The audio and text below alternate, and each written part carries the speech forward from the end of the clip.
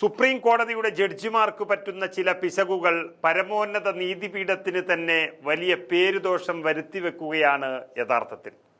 രാജ്യത്തിന്റെ പ്രതിപക്ഷ നേതാവ് രാഹുൽ ഗാന്ധിക്കെതിരെ സുപ്രീം കോടതി sitting judge justice Dipankar Datta നടത്തിയ അതിരൂക്ഷമായ വിമർശനം യഥാർത്ഥത്തിൽ രാഹുൽ ഗാന്ധിയുടെ ഗ്രാഫാണ് ഉയർത്തിയിരിക്കുന്നത്. താങ്കൾ ഒരു ഇന്ത്യക്കാരനാണോ എന്ന ചോദ്യം ഇവിടുത്തെ BJP-ക്കാർ ചോദിക്കുന്ന ഒരു ചോദ്യമാണ്. ആ ചോദ്യം ഒരു ജഡ്ജി ചോദിച്ചത് പാർട്ടിക്കാരുടെ ചോദ്യമായിട്ട് മാത്രമേ പലരും കാണുന്നുള്ളൂ. അതിലെ അപകടം അറിഞ്ഞുകൊണ്ട് തന്നെയാണ് BJP പോലും രാഹുൽ ഗാന്ധിക്കെതിരെ ഈ വിഷയം പറയുന്നത് മതിയാക്കിയത്. രാഹുൽ വെറുമൊരു രാഷ്ട്രീയ നേതാവല്ല, മറിച്ച് ഈ രാജ്യത്തിന്റെ പ്രതിപക്ഷ നേതാവാണ്. ജനങ്ങൾ വോട്ട് ചെയ്ത് വിജയിപ്പിച്ച് പ്രതിപക്ഷ നേതാവാക്കിയതാണ് ഈ ജനാധിപത്യ രാജ്യത്ത്. അദ്ദേഹത്തിന് ചോദ്യം ചോദിക്കാനും വിമർശനങ്ങൾ ഉന്നയിക്കാനുമുള്ള അവകാശമുണ്ട്. എന്നാൽ അതൊന്നും മനസ്സിലാക്കാതെ വളരെ അപക്വമായി രാഹുൽ ഗാന്ധിക്കെതിരെ ജസ്റ്റിസ് ദീപാങ്കർ ദത്ത നടത്തിയത് രാഷ്ട്രീയ പാർട്ടികളുടെ ജനാധിപത്യ അവകാശങ്ങളിലുള്ള അനാവശ്യവും അസാധാരണവുമായ നിരീക്ഷണമാണെന്നാണ് ഇന്ത്യ സഖ്യ നേതാക്കൾ വാർത്താക്കുറിപ്പിൽ പറഞ്ഞിരിക്കുന്നത്. ശരിക്കും പറഞ്ഞാൽ നരേന്ദ്രമോദി ഭരണകൂടത്തിന്റെ പ്രശംസ പിടിച്ചു പറ്റാൻ വേണ്ടി നടത്തിയ ചില വാക്കുകൾ ഇന്ത്യ സഖ്യത്തിനു കൂടി ഒന്ന് ശക്തിപ്പെടുത്തി എന്ന് തന്നെ പറയേണ്ടി വരും. ദേശീയ താല്പര്യമുള്ള വിഷയങ്ങളിൽ പ്രതികരിക്കുകയെന്നത് രാഷ്ട്രീയ പാർട്ടികളുടെ, വിശേഷിച്ചും പ്രതിപക്ഷ നേതാവിന്റെ വലിയ ഉത്തരവാദിത്തമാണ്.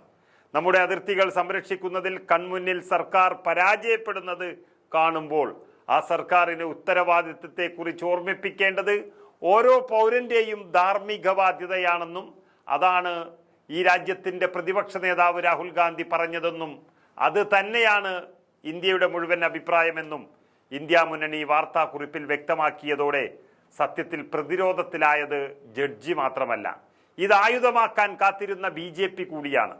രാഹുലിനെതിരെ ഒരു വാക്ക് പോലും മിണ്ടാൻ കഴിയാത്ത രീതിയിൽ അവർ പ്രതിരോധത്തിലായിരിക്കുന്നു. കാരണം ഇത് BJP ജഡ്ജിയെ കൊണ്ട് പറയിപ്പിച്ചതോ എന്ന് വരെ ജനങ്ങൾ ചോദിച്ചു തുടങ്ങിയിരിക്കുന്നു. ഒരാൾ ശരിയായ ഇന്ത്യക്കാരനാണോ എന്ന് ഒരു ജഡ്ജിക്ക് തീരുമാനിക്കാനാവില്ല എന്ന് AICCയുടെ ജനറൽ സെക്രട്ടറി പ്രിയങ്ക ഗാന്ധി തുറന്നടിച്ചതോടെ പിന്നീട് അങ്ങോട്ട് ഇന്ത്യ നേതാക്കൾ ജഡ്ജിയുടെ പരാമർശത്തിനെതിരെ വളരെ വ്യക്തമായി ആഞ്ഞടിക്കുകയായിരുന്നു.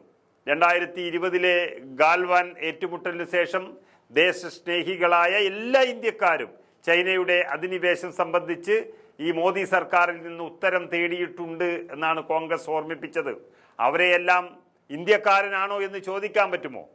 ചൈനയുമായുള്ള സംഘർഷത്തിൽ നിഷേധിക്കുക, ശ്രദ്ധ തിരിക്കുക, കള്ളം പറയുക, ന്യായീകരിക്കുക എന്ന നയത്തിലൂടെ നരേന്ദ്രമോദി സർക്കാർ സത്യം മറച്ചുവെക്കാനും മറക്കാനുമാണ് തീരുമാനിച്ചിരിക്കുന്നത്. ചൈനയുമായുള്ള തർക്കത്തെക്കുറിച്ച് ചോദിക്കുമ്പോൾ നരേന്ദ്രമോദിക്ക് ഭയമാണ്.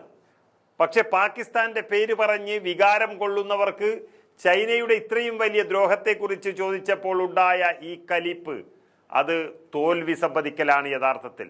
എന്നാൽ അത് നേരിട്ട് പറയാൻ മടി കാരണമാണ് ഇങ്ങനെ പറയിപ്പിച്ചതെന്ന് വരെ ഇന്ത്യ മുന്നണി പറഞ്ഞു തുടങ്ങിയപ്പോഴാണ് ഈ രാജ്യം അത് ശ്രദ്ധിച്ചതും രാജ്യം തന്നെ അങ്ങനെ ഒരു തീരുമാനത്തിലേക്ക് എത്തുന്നതും.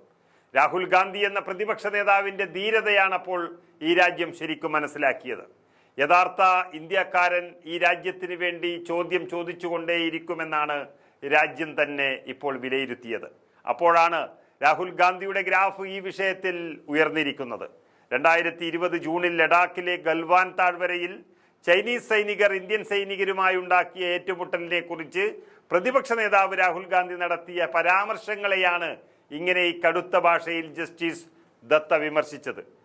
നേരത്തെ രാഹുൽ ഗാന്ധി സവർക്കർക്കെതിരെ നടത്തിയ ഒരു പരാമർശത്തെയും വിമർശിച്ചിരുന്ന ജസ്റ്റിസ് ദത്ത വീണ്ടും ഇത് ആവർത്തിച്ചാൽ സുപ്രീം കോടതി സ്വമേധയാ കേസെടുക്കുമെന്നും മുന്നറിയിപ്പ് നൽകിയിരുന്നു.